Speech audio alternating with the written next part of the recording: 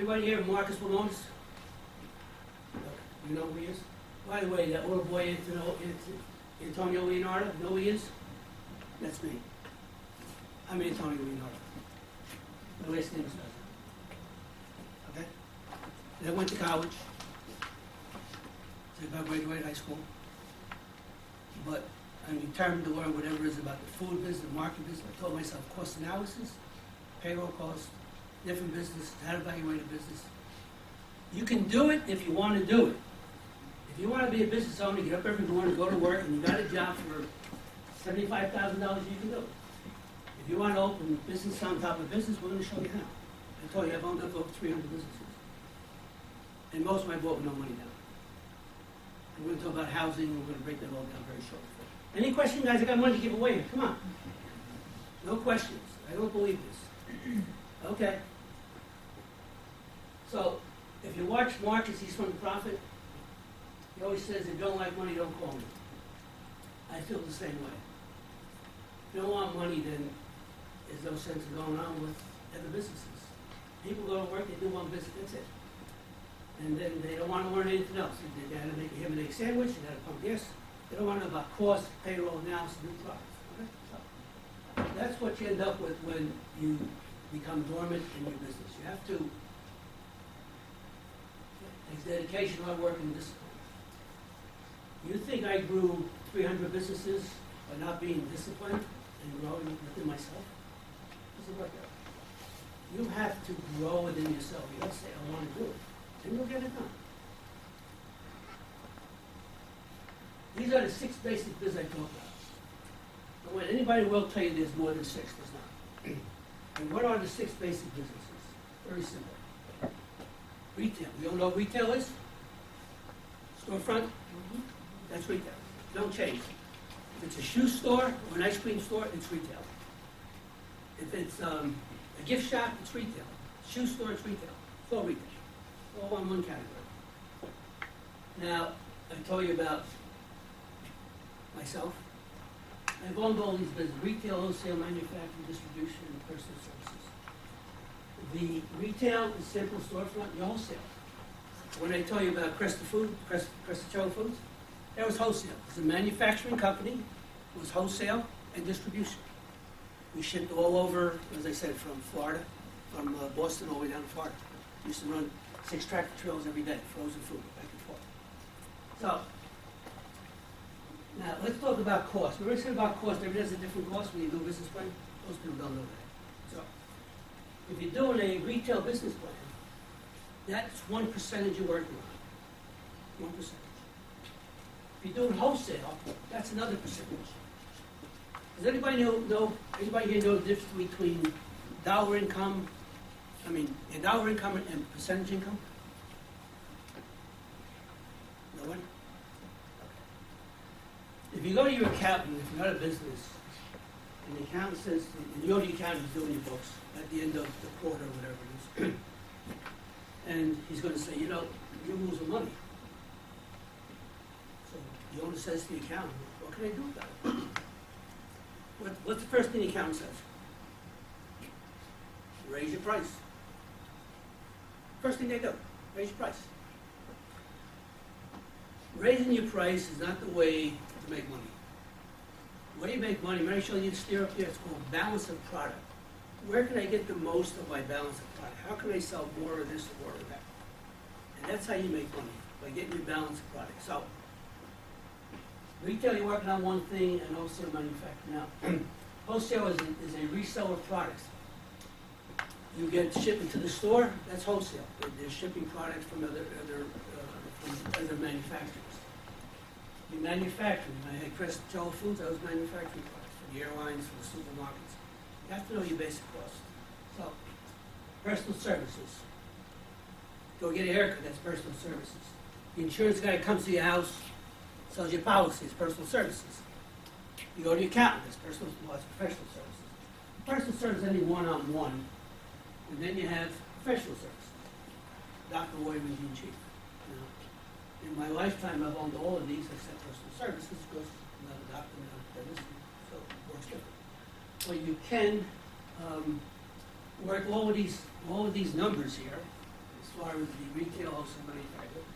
These are all important because they all have a different cost factor. And a lot of people want to go into wholesale business, distribution, whatever it is. You know, I was with a council with SCORE for 8 years, and I was the educational director for them for about a year. And we get people come in to start a business. Everyone wants to start a business. And I say you're better off not starting a business, or buy an existing business and learn how to buy it for this time. So we're going to get into that very shortly.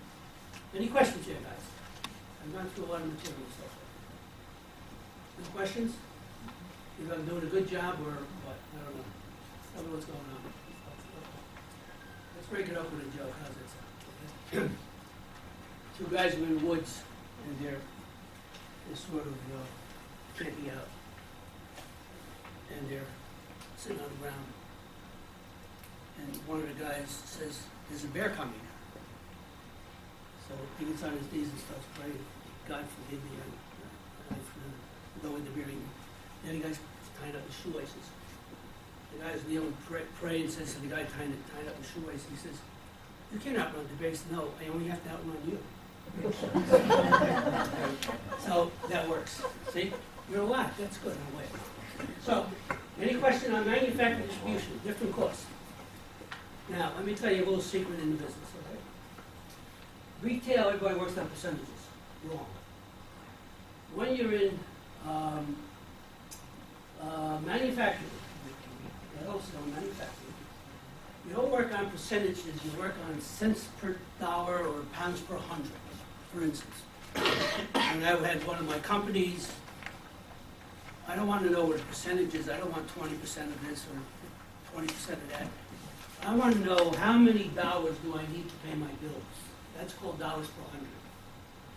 Do I need 10 cents on every dollar, which is 10%? It comes back to percentage eventually, but in terms of calculation, you want to know what am I spending to get my money in to pay my bills?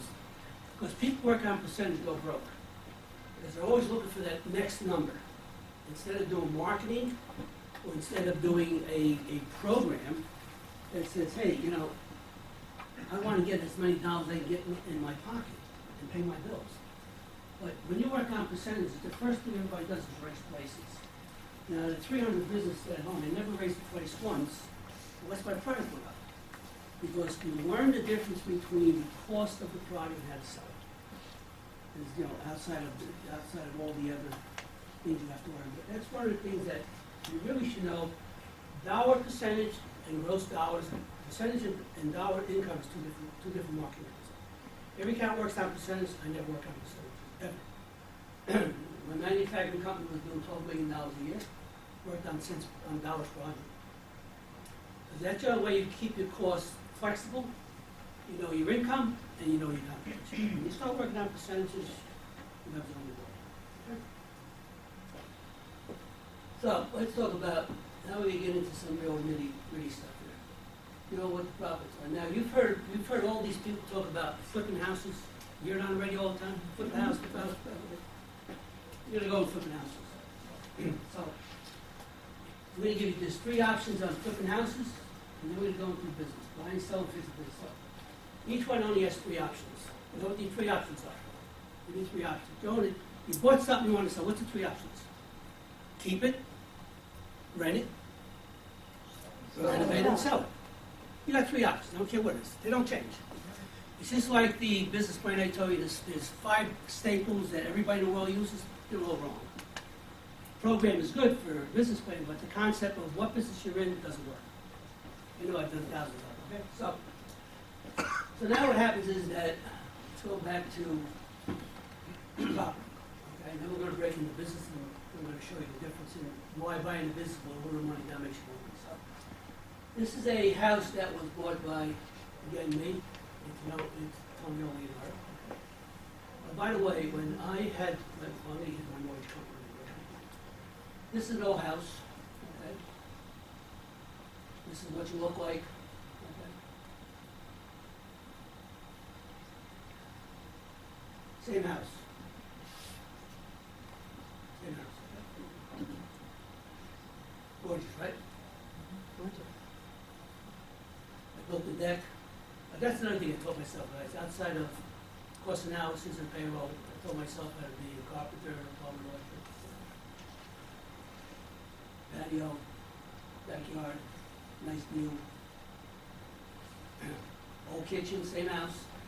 Old kitchen, old kitchen, old kitchen, new kitchen. Now what happens is they see all these things about flipping houses. That's all great, that's good. In fact, I went to one to most of them. Okay. I'm going to show you the difference between flipping a house and buying a business with no money down, and how to make money on the business. So, everybody knows what a deed is? No property here? No on the car, bill of sale? So if you have a deed, you can't flip a house with no money down, or very little money down, because the deed has to be satisfied. It's called warrant of satisfaction. You have to satisfy that deed before you can take possession. And you have to close. There's got to be title search, there's got to be, any liens have to be recorded, or they have to be lifted. Big difference. So, what we're going to get into is flipping houses, okay? Do I need money? Yes, you need money, always. How much do I need? Well, it depends what house you're in. Don't know. Okay, I'm going to give you a couple examples of it. Where do I find the homes? How much money do I need? And, do I need repairs, cost, sizes, legal? No matter what you do, guys, always go to your attorney. Okay? Never go any place without an attorney. I don't like them, but I do also. So you want to be with an attorney. So these are the same 10 steps we're going to get with the business. Now, let's go back to the house. This is one of the houses I did a while back. I bought it for $79,000. I put 65 in repairs, 4.1. Sold for $195. I made $51,000 profit over 6 months. Nice money, right? Okay. In 1975, when I was a mortgage banker, when Jimmy Carter was in office, everybody remember Jimmy Carter in office? Okay.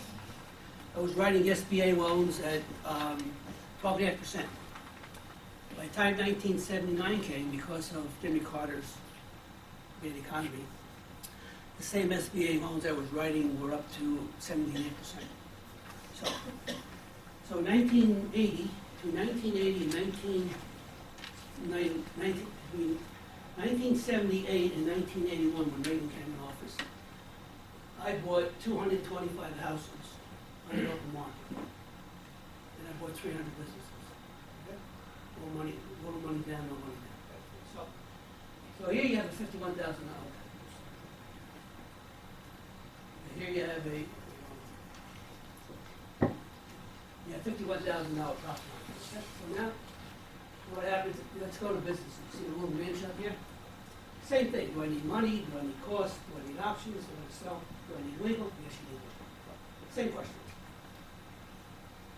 So now let's talk about a deli. I bought this deli for $100.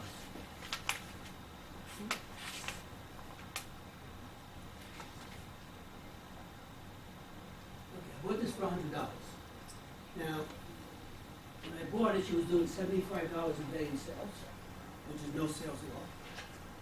That's not even staying open.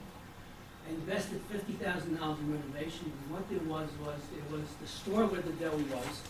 There was a vacant store next door. She was behind on the rent, so I negotiated the rent with the landlord. I took over the second store, knocked the wall down, and then I put in new cases, renovation. In 18 months, I did $750,000 over 18 months, because there was no breakfast program there, no lunch program, no dinner program. I put in all my Italian products in there, sausage, pepper sauce, all that Italian wine, because people would come in and buy, take it home, they'd have a nice dinner for a few bucks. So, $750 in sales. I sold for $350. I got $200,000 down. I took a 10-year note. I had been interest on that, 18 months. So the profit on this was $300,000 because I bought it cheap for $100. You can do the same thing in any business you want to buy once you learn how to do it. We're going to teach you how to buy a business down, how to buy a business, what to look for, how to negotiate, how to make money, how to sell it, how to market it, how to do the analysis, how to do the appraisal, which we do for you. So, the bottom line here is that, would you like to earn $300,000 18 months? You're smiling a little bit. Why can't you do it? Sorry.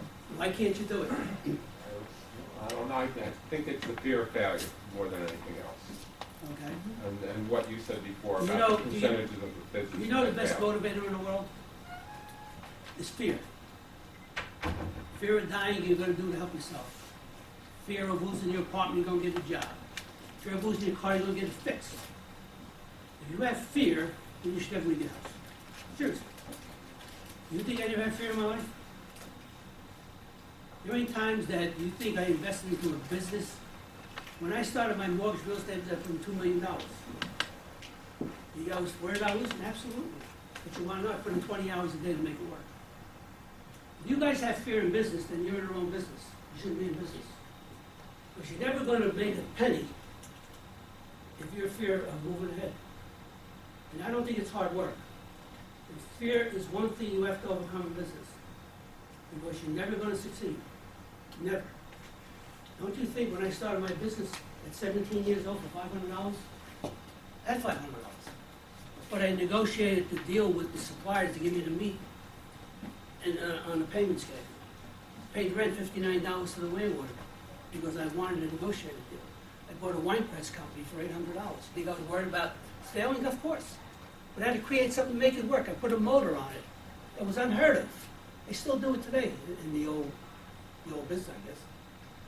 Don't you want to grow in life with businesses? You want to work for somebody the rest of your life? You want to get a business and go to work 9 to 5 and take home $100 a week? It happens. See, people like to brag, I'm in business. Well, what are you doing in business? How much money are you making? What is that? There's your book Oh, and your pen. yeah, right. That was a little down. If you're afraid to go into business, then you're in the wrong business. You cannot be afraid to make a step forward. You have to learn how to do it. You know, 1 mile starts one step at a time. You heard that before? You have to say, what am I going to do now? But the education that I told you before is where you have to start. It's not the dollars in your bank. It's not where you live. It's not where you go. It's learning the education, the knowledge of business you're going into, or business knowledge in general.